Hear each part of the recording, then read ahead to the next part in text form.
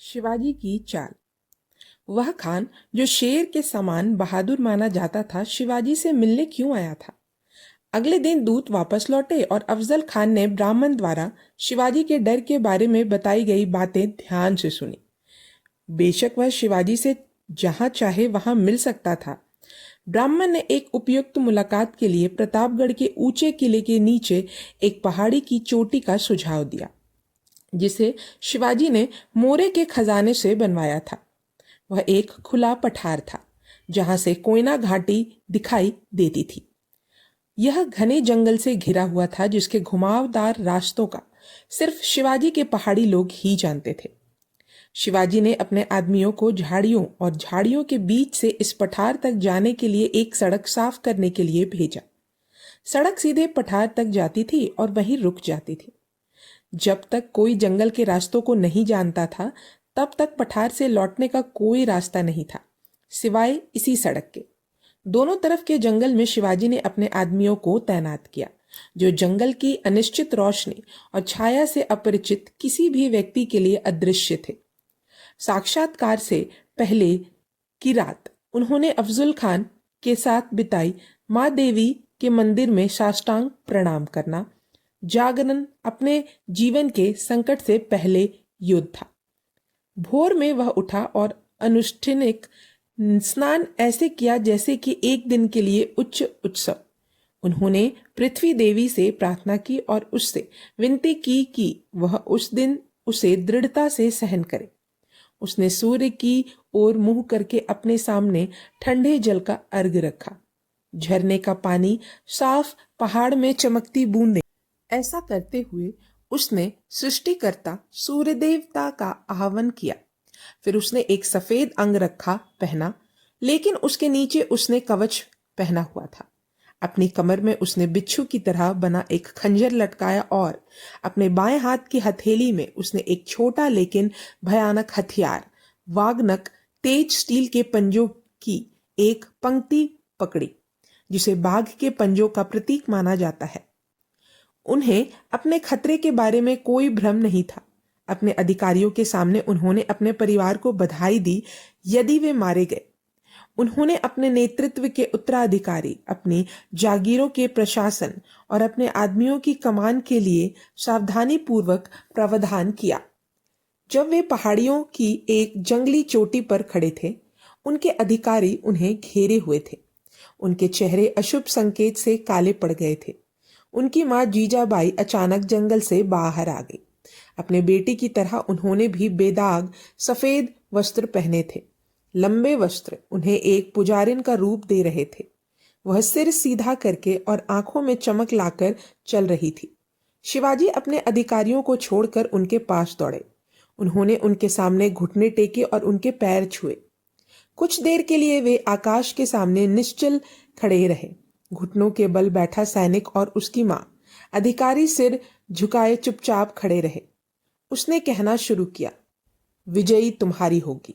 लेकिन महाकाव्य के अवसर के लिए अपेक्षित गर्व भरे वाक्यांश लड़खड़ाए गए। अंत में एक कमजोर उदास आवाज ने फुसफुसाया, सावधान रहना मेरे बेटे, सावधान रहना। इसी बीच अफजल खान के शिविर में तुरही और घंटी बजने लगी। घुड़सवार सेना और तोपखाना धीरे धीरे निचली पहाड़ियों पर आगे बढ़ रहे थे। इस सुबह भी अपशकुन अफजल खान का पीछा कर रहे थे। बीजापुर का अर्ध चंद्राकार झंडा लिए आगे चल रहा हाथी अचानक रुक गया, कांप उठा। उसके महावत का कोई भी प्रयास उसे आगे बढ़ने के लिए प्रेरित नहीं कर सका। ग्रीक त्रासदी के किसी तानाशाह की तरह स्वर्ग की चेतावनियों से बेपरवाह एक पेनिशियंस अफजल खान अपने विनाश की ओर आगे बढ़ रहा था। उसने शिवाजी को अपनी मुट्ठी में कर लिया था। उसने पहले ही अपने मन में बीजापुर में विजय वापसी की कल्पना कर ली थी। झंडों से सजी सड़कें और कालीन से लटकी बालकनियां। वह अपनी सेना के आगे एक पालकी में सवार होकर आगे बढ़ा, जिसके साथ 2 अंगरक्षक और बंडू नाम का एक विशालकाय तलवारबाज था। साक्षात्कार के शर्तों के अनुसार अफजुल खान और शिवाजी में से प्रत्येक के साथ केवल 3 आदमी होने थे। अफजुल खान ने सही अनुमान लगाया था कि उसकी अपनी ताकत और उसके तलवारबाजों की ताकत शिवाजी द्वारा किए जाने वाले किसी भी काम से कहीं ज्यादा होगी। वह खुशी से झूमता हुआ बैठक स्थल की ओर बढ़ा। अपने द्वारा भेजे गए ब्राह्मण दूत के मार्गदर्शन में वे उस सड़क से गुजरे जिसे शिवाजी ने जंगल के बीच से काटा था, जिस पर सैकड़ों आंखें नजर रख रही थी। अगर उसने सूखी टहनियों की चटकने की आवाज सुनी होती तो उसे लगता कि कोई जंगली जानवर लोगों के शोर से बचकर सुरक्षित वापस आ गया है। बैठक स्थल पर एक विशाल तंबू बनवाया गया था, जिस पर कालीन और रेशमी तकिए बिछे थे। अफजुल खान अपने अनुयायियों के साथ तंबू में दाखिल हुआ।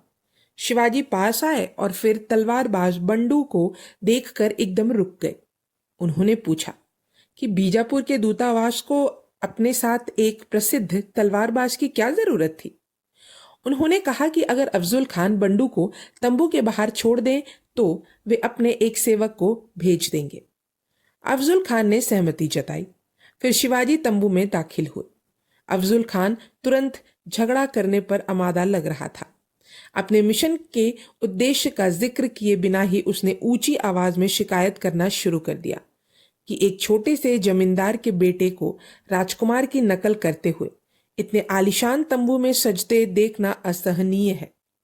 शिवाजी ने जवाब दिया कि तकिए और कालीन उनके अपने आराम के लिए नहीं, बल्कि बीजापुर के प्रतिष्ठित दूत के सम्मान में रखे गए थे।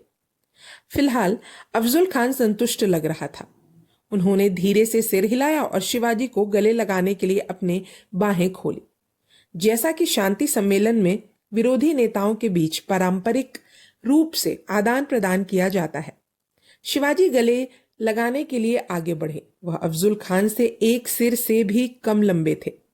जैसे ही वे गले मिले, खान ने अपना हाथ शिवाजी की पीठ पर रखा और उनकी गर्दन को पकड़ लिया। यह एक पहलवान की पकड़ थी। जैसे ही शिवाजी ने महसूस किया कि वह मजबूत हाथ अचानक उनकी गर्दन पर आ गया है, उन्हें अचानक डर लगने लगा। वह मुसलमानों के गर्दन में छटपटाने लगे। अफजल खान को पकड़ने की कोशिश की, लेकिन उसकी पकड़ और मजबूत होती गई। अगर वह अचानक सांप की तरह हरकत ना करता तो वह अपने पैरों से उछलकर दूर जा गिरता। मराठों ने घूमकर अपने दाहिने हाथ को आजाद किया और अपने बाएं हाथ की हथेली में छुपे स्टील के बाग के पंजे को अफजल खान की पीठ में गहराई तक घुसा दिया।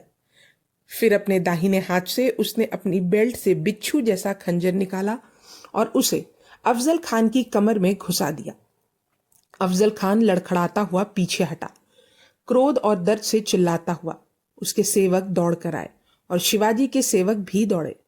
दोनों दलों के बीच एक छोटी सी द्वंद्व युद्ध हुई, लेकिन मुसलमान अपने घायल नेता को उसके शिविर में ले जाने की इच्छा से बाधित थे। उन्होंने उसे अपनी पालकी में ले लिया और भागते हुए मराठों के वार को रोकते रहे। मराठों ने उनके पैरों पर वार किया ताकि वे अपना बोझ गिरा दें। शिवाजी और उनके एक सेवक ने महान तलवारबाज बंडू को मार डाला। एक एक करके अफजल खान के दूसरे सेवक घायल हो गए या मारे गए।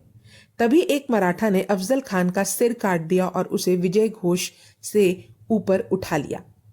शिवाजी रुके और अपनी तुरही बजाया। पहाड़ियों की संकरी घाटियों में चट्टान और ढलान से यह गूंजता रहा और बार बार गूंजता रहा। जंगल की भूल भुलैयों में छिपे मराठों ने इसे सुना और अपने हथियार जब्त कर लिए। बैठक के दृश्य को देखते हुए प्रतापगढ़ के किले से एक बड़ी तोप ने गरज कर कहा। तुरही ने युद्ध की प्रशंसा की और भाले को आराम से रखते हुए मराठों ने जंगल में घुसकर भालों को फेंका।